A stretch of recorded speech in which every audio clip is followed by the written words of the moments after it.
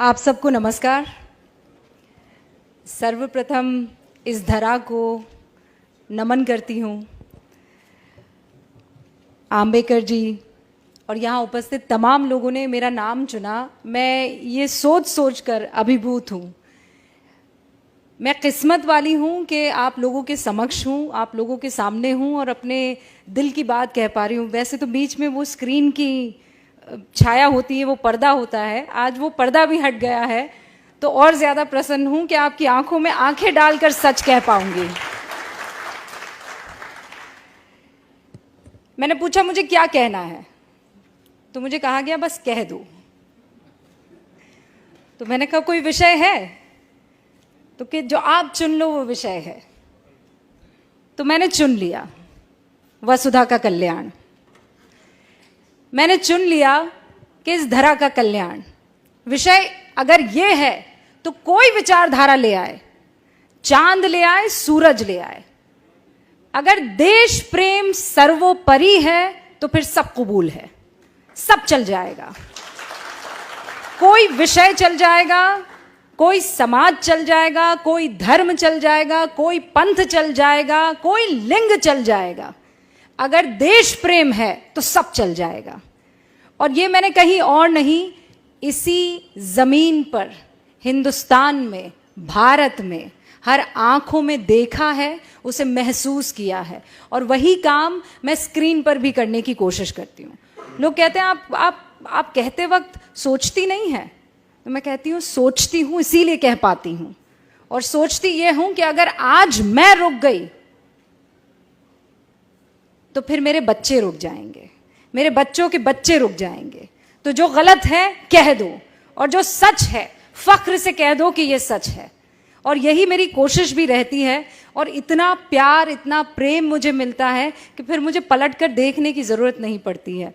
और ये आप लोगों का सम्मान है। आज जिस कार्यक्रम में मैं उपस्थित हूँ, मुझे याद है स्कूल में जब छोटी थी, 5वीं कक्षा में रही होंगी, तो हिंदी की मेरी बड़ी स्ट्रिक्ट सी टीचर थी। तो उन्होंने देवऋषि नारद जी के बारे में एक कहानी मुझे सुनाई, बच्चों को सुनाई, और वो कहानी मैं चाहती हूँ कि आपके समक्ष भी रखूँ। तो नारद जी तो आज तो क्या वाईफाई है, क्या 5G है, क्या 4G है। नारद जी ने तो उसका इस्तेमाल बहुत पहले ही कर लिया था।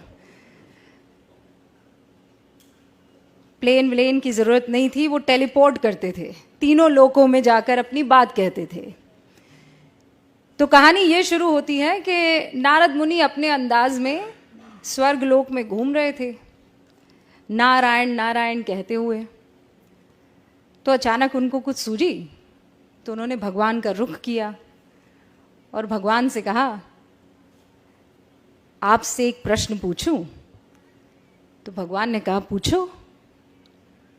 ये जानते तो थे कि नारद जी के मुंह से निकल रहा है तो पंगा तो होगा, लेकिन पूछो, उन्होंने कहा।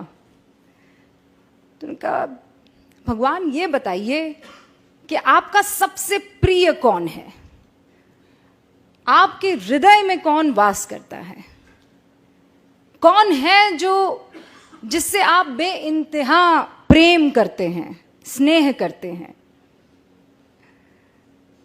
तो भगवान मुस्कुराए और उन्होंने पृथ्वी की ओर देखा, और वहाँ इंसानों का टोला था, इंसानों की बस्ती थी। कोई किसी काम में लगा हुआ था, कोई लकड़ी काट रहा था, कोई खेती कर रहा था, कोई अपने हिसाब का जो उस वक्त काम था वो कर रहा था, कोई महिला खाना बना रही थी। तो प्रभु मुस्कुराए और उन्होंने कहा कि ये मेरे दिल में वास करते हैं, इनसे मुझे बड़ा स्नेह है। तो नारद जी को बड़ा गुस्सा आया। तो उन्होंने कहा कि आप मनुष्य की बात कर रहे हैं? तो प्रभु मुस्कुराए और प्रभु ने कहा, मनुष्य की बात कर रहा हूं। तो उन्होंने कहा, अरे नारायण नारायण मैं करता फिरता हूं, ऐसा कोई पल, ऐसा कोई वक्त नहीं गुजरता कि मेरे मुख से नारायण नारायण ना निकले। और आपको प्रसन्न करता है मनुष्य, आपको पसंद आता है मनुष्य, आपका स्नेह मनुष्य से, तो प्रभु फिर मुस्कुराए, उनकी अपनी लीला। उन्होंने कहा कि इस मनुष्य को मैं छोड़ दूंगा, तुम बस ये मेरा जो इम्तिहान है उसे पास कर लो। तो नारद जी ने बोला, ऐसा कौन सा इम्तिहान है कि मैं पास ना कर पाऊं? प्रभु आप कहिए, करना क्या है?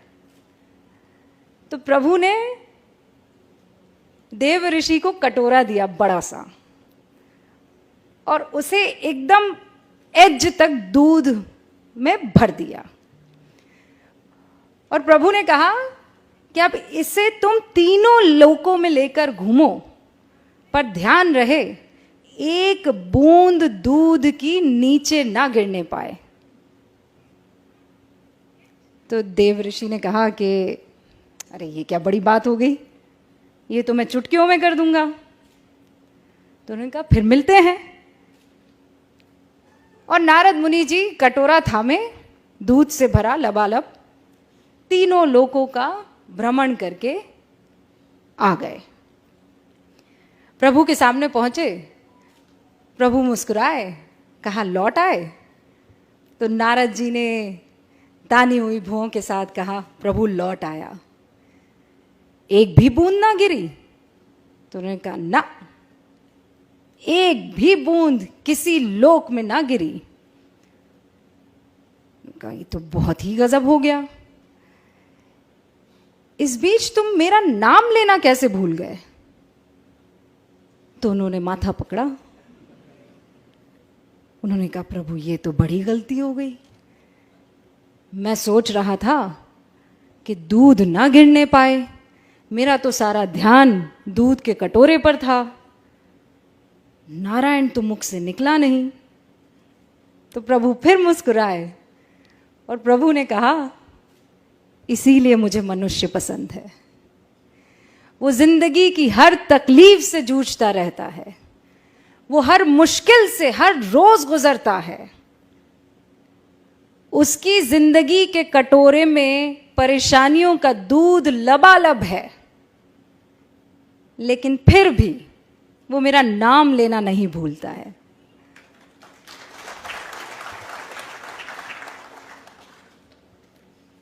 तो देव ऋषि भी मुस्कुराए, हाथ जोड़े और कहा प्रभु की लीला परंपार है, नारायण नारायण, और मनुष्य भी कमाल है। तो आज जब मैं दिल्ली से यहाँ का सफ़र कर रही थी, तो एक बार फिर से देव ऋषि नारद मुनि मेरी आंखों के सामने थे, मेरा बचपन मेरे सामने था, और वो बुजुर्ग हिंदी की टीचर जो इसी अंदाज में कहानी कह रही थी, और मुझे लगता है इससे बेहतर कह रही थी वो, और मैं टकटकी लगाए उन्हें सुन रही थी और ये जानने की कोशिश कर रही थी कि कौन बेहतर होगा, मनुष्य के देव ऋषि नारद मुनि। लेकिन प्रभु की लीला। अब इसे आप कट्टू जोड़ दीजिए पत्रकारिता में। हाँ, हमें करप्शन उजागर करना है, देश की नीतियों पर, तमाम तरीके की राजनीति पर, हर तरीके की कवरेज करनी है, क्राइम भी हो रहा है, महिलाओं के उत्थान की बात करनी है, समाज के कल्याण की बात करनी है। तो ये कटोरे में दूध है, लेकिन क्या इस बीच मैं इस धरा के कल्याण को भूल जाऊंगी? वो भी मुझे ध्यान रखना है। और एक पत्रकारिता का उसूल हमें सिखाया गया था, सत्यम शिवम सुंदरम। लेकिन सत्य हमेशा सुंदर हो ये जरूरी नहीं है। और जिस दिन मेरे पत्रकार बंधुओं ने ये समझ लिया, ये जान लिया कि सत्य कड़वा होता है, और उसे पीना भी सीखो और उसे पिलाना भी सीखो। कई बार ये दुखी कर सकता है, लेकिन अगर सत्य को अपनाएंगे नहीं तो फिर आगे बढ़ नहीं पाएंगे। वो कहते हैं या तो आप इस तरफ आ जाती हैं या इस तरफ आ जाती हैं, कोई ग्रे एरिया भी छोड़ दीजिए। लेकिन जब आप धरा की बात करते हैं तो वहां कोई ग्रे एरिया छूटता नहीं है, फिर तो सच होता है या झूठ होता है। और हर बार आज के दौर में मैं ये महसूस करती हूँ, क्योंकि आप सभी लोग सोशल मीडिया पर होंगे, आप कुछ लिख दीजिए, आपके ऊपर बौछार होने लगती है। प्यार कम होता है, नफरत की बौछार ज्यादा होती है। तो क्या वो आपको कुछ कहने से रोक देगा? ये आपको तय करना है। क्या उन गालियों से आप सत्य सामने रखना छोड़ देंगे? ये आपको तय करना है। और मैं हमेशा अक्सर जहां जाती हूं ये कहती हूं कि मैं आइसक्रीम नहीं हूं कि जिसे देखकर, जिसे सुनकर हर कोई खुश हो जाए। मैं एक पत्रकार हूं और पत्रकारिता में दो पक्ष ही होते हैं। अक्सर ये सिखाया जाता है कि पत्रकारिता में आपको अनबायस्ड होना चाहिए। बहुत लोग मेरी बातों से इत्तेफाक नहीं रखेंगे, लेकिन मुझे ये कहना आप लोगों के सामने जरूरी है। जब देश की बात आएगी, वतन की बात आएगी, तो इसमें अनबायस्ड कोई कैसे हो सकता है? एक आतंकवादी दनादन गोलियां चला रहा है, आप निष्पक्ष हो जाएंगे? एक 8 साल की बच्ची के साथ बलात्कार हो रहा है, आप निष्पक्ष हो जाएंगे? आपको पक्ष तो लेना होगा ना। या आप जो कहते हैं कि इन मसलों पर निष्पक्षता चाहिए, इन मसलों पर निष्पक्षता कैसे हो सकती है? जब वतन की, जब धरा की, जब लोकतंत्र की, जब हिंदुस्तान की, जब भारत की बात आती है, तो इसमें निष्पक्षता कैसे हो सकती है? कोई माई का लाल मुझे बता दे कि नहीं, निष्पक्षता के नाम पर वो हिंदुस्तान को एक तरफ कर देगा और वो दूसरी तरफ खड़ा हो जाएगा। तो ऐसे में अगर कोई कह दे कि आप निष्पक्ष नहीं हैं, तो मुझे कबूल है। अगर हिंदुस्तान के साथ खड़े रहना, उसके मूल्यों के साथ खड़े रहना, उसके लोकतंत्र के साथ खड़े रहना निष्पक्षता नहीं है, तो मुझे कबूल है।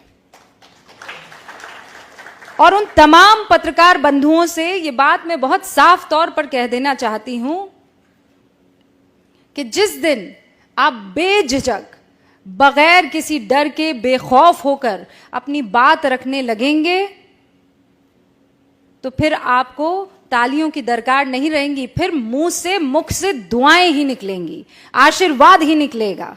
और फिर आपको ये नहीं सोचना पड़ेगा कि मैं जाऊंगा तो 4 लोग मेरे लिए तालियां बजाएंगे कि नहीं बजाएंगे। उन तालियों की दरकार मत रखिए। बाहर से लोग क्या कहते हैं वो मत सोचिए। ये सोचिए कि इस वक्त इस जमीन को किस चीज की जरूरत है। इस जमीन को निडरता की जरूरत है, इंस्पेक्शन की जरूरत है, आत्मचिंतन की और मंथन की जरूरत है। और फिर मैं कह रही हूं, कोई विचारधारा हो ना, किसी को चांद पसंद है, कोई ना, किसी को सूरज पसंद है, कोई ना, पर है तो धरा ही के ना, है तो धरती ही के। और जब तक वो धरती में सम्मिलित है, वो चांद हो कि सूरज हो, वो हमारे हैं और हम उनके साथ खड़े हैं। अपनी बात को मैं यहीं विराम देती हूं, लेकिन इस उम्मीद के साथ कि मेरे जैसी उन तमाम आवाजों को आपका आशीर्वाद हमेशा मिलता रहेगा।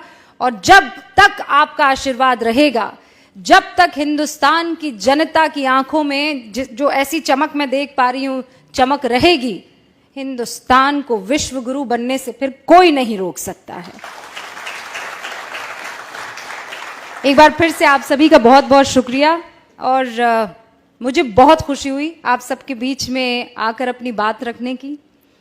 ऐसा लग रहा था जैसे मैं नहीं, दो मन आपस में बात कर रहे हो, दिल से दिल तक एक बात पहुंची हो। बहुत बहुत शुक्रिया आप सभी का।